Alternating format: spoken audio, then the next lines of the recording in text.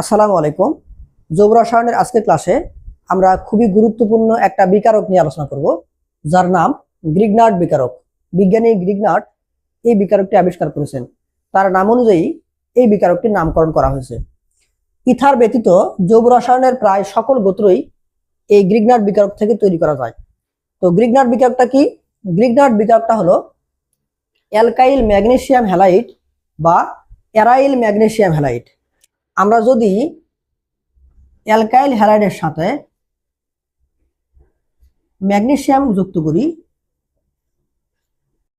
তাহলে তৈরি হবে অ্যালকাইল ম্যাগনেসিয়াম হ্যালাইড অথবা অ্যারাইল হ্যালাইড।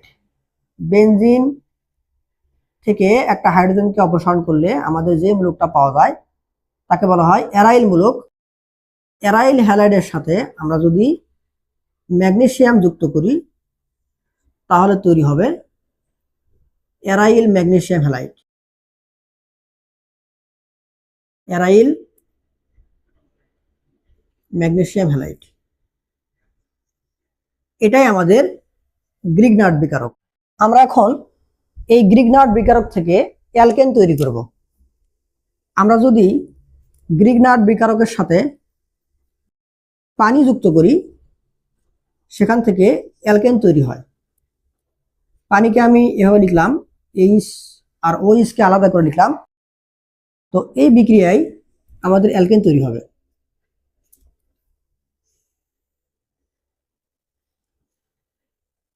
আর হাইড্রোজেন এসে এখানে যুক্ত হবে। তাহলে অ্যালকাইলের সঙ্গে হাইড্রোজেন যুক্ত হয়ে তৈরি হবে অ্যালকেন, আর বাকি থাকে MgOH।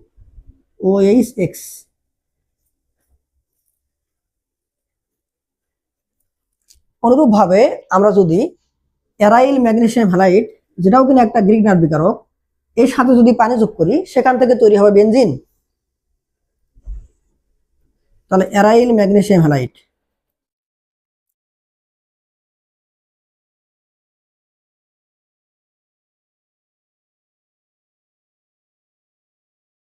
এর সঙ্গে পানি যোগ করব।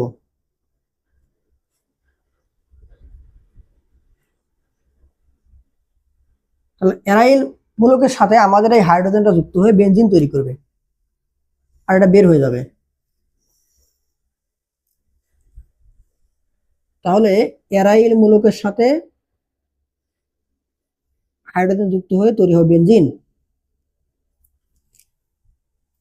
আর তৈরি হবে